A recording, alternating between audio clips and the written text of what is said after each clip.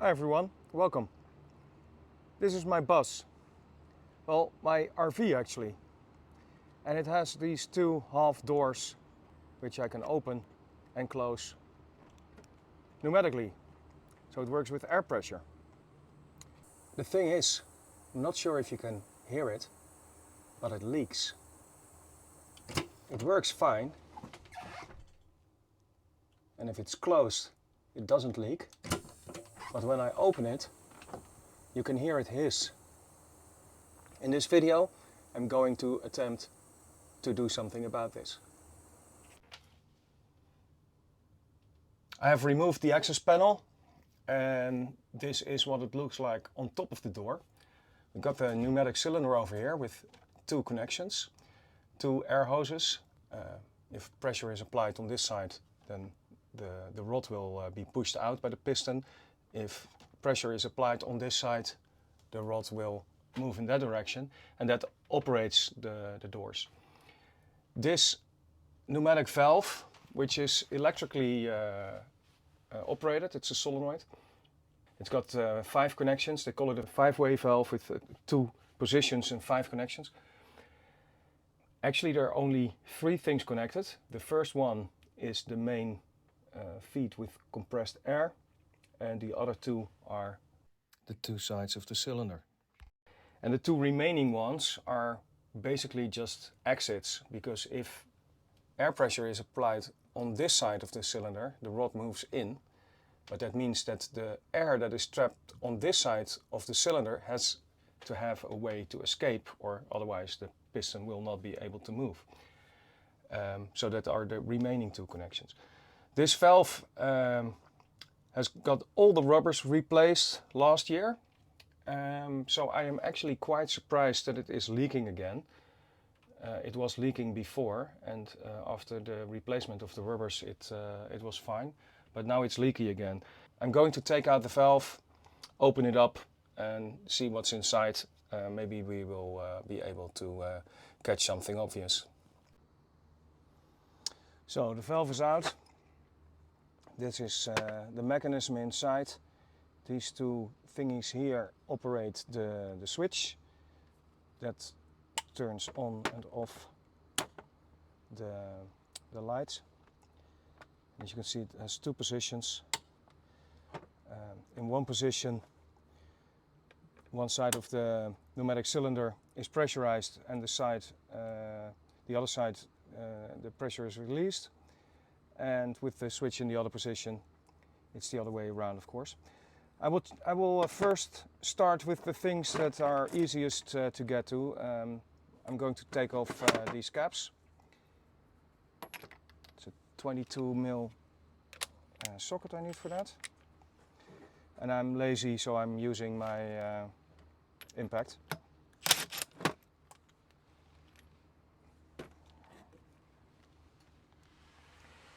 Inside there is this, and you can see it, piece of rubber on the spring. Some grease. Doesn't really look like there was a lot of debris or anything in there.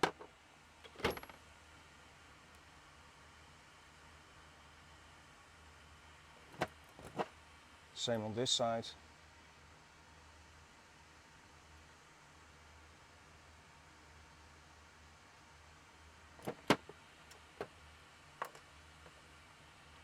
So I'm going to put those back in.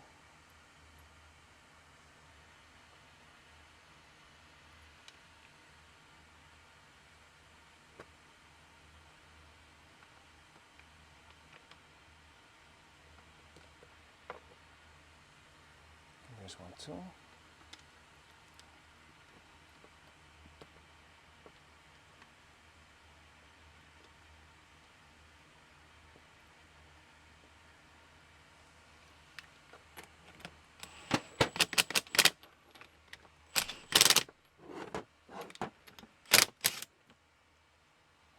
And there's another one over here.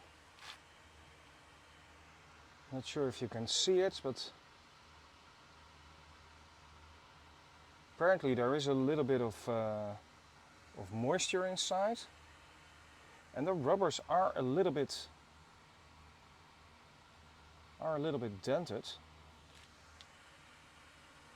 but it doesn't look too crazy. So to be honest, I would expect that would still seal.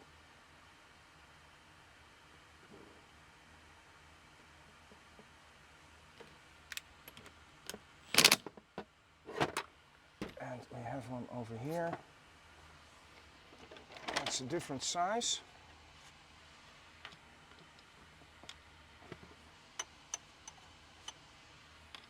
No, it is a 17.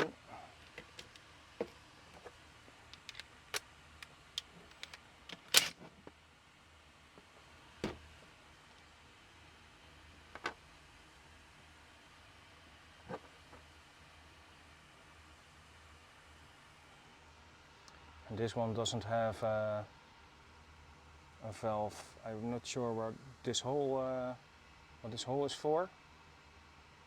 But you can see right through to the other side. So this is not something that is sealing or supposed to be sealing.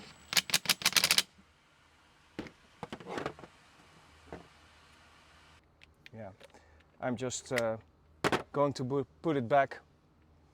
I wiped it off a little, the little rubber seals. Maybe that was enough. I doubt it, but I will put it back. I put it back together and I hooked it up. And if I operate this button, it closes. But as you can hear, now it is leaking when the door is closed. And I'm quite sure that I didn't swap any parts around, so that means that I am onto something, I guess.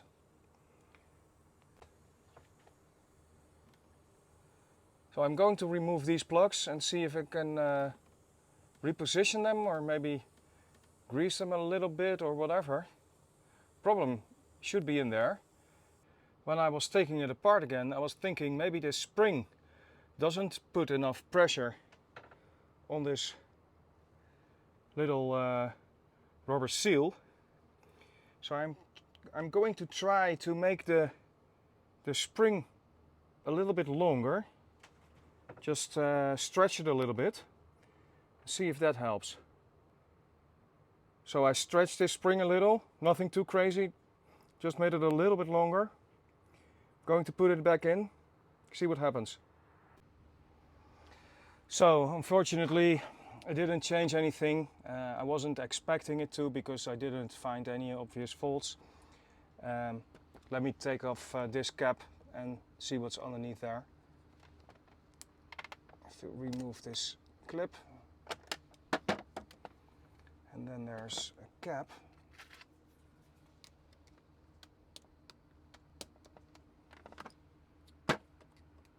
Oh, there it goes.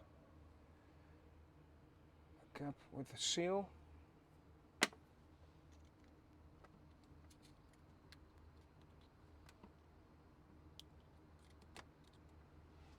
I'm not sure if you can see it, but it's awfully wet and rusty, which is a bit strange because it was replaced not too long ago. But I think it's not the actual spring that is rusty, the water is rusty.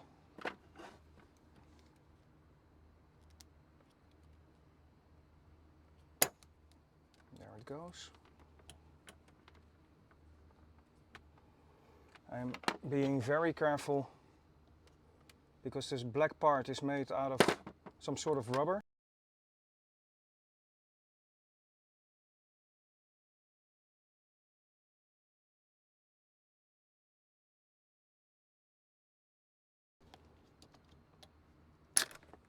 There we go.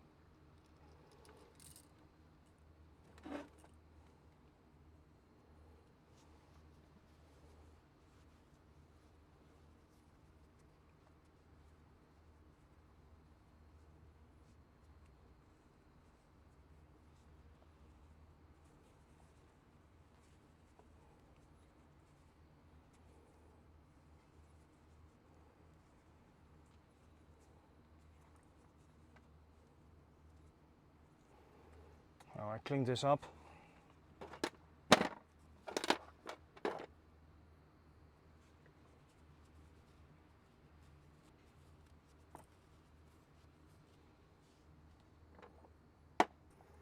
I will just clean it up, put a little bit of grease on it.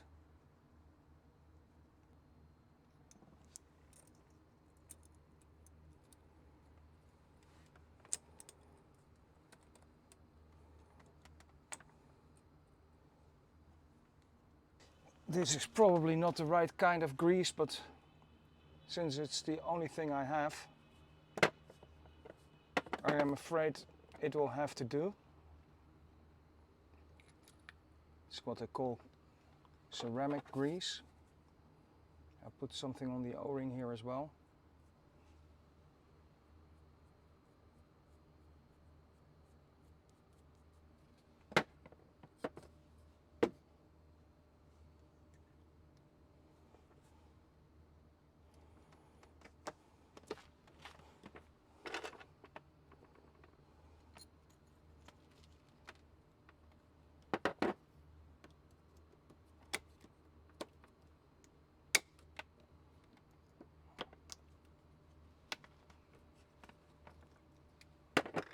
So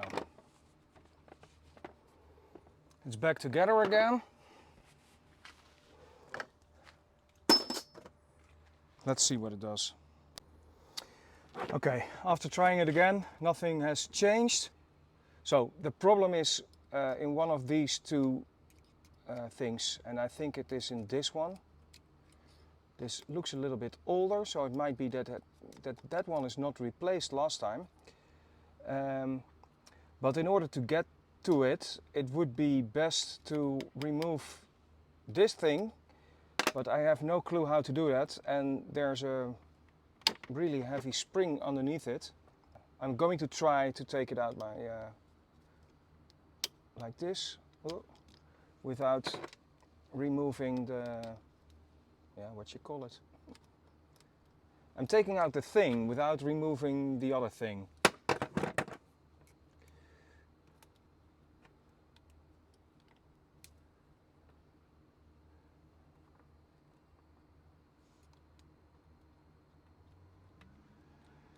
Oh, that is the other side of If I have it.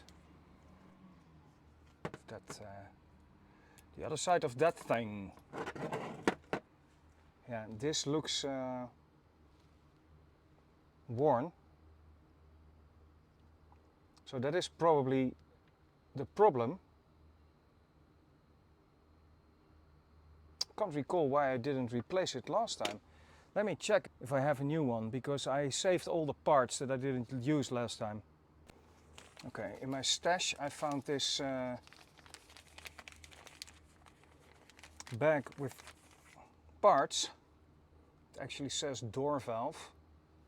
And as you can see, I have a new thingy. So I have no clue why I didn't replace it last time, because obviously it was in the repair kit. Yeah, good question. So everything is hooked up. The air lines and the electrical connections. The solenoid is connected again. So let's switch on the air pressure.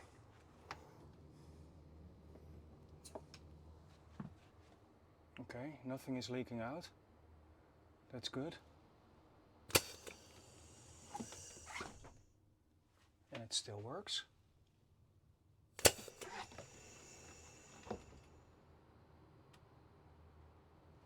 And I don't think... Let me listen. Oh. And nothing is leaking. So that's a win. Going to put it back where it belongs, put everything back together, and give it one final test. I put everything back together. Let me switch on the ignition. And you can see the lamp. I am pushing the button on the remote. It closes. The light goes off. It opens again. It's not leaking. This is the manual override. Perfect. I call this a win. Thanks a lot for watching. Don't forget to like and subscribe. And see you in the next video.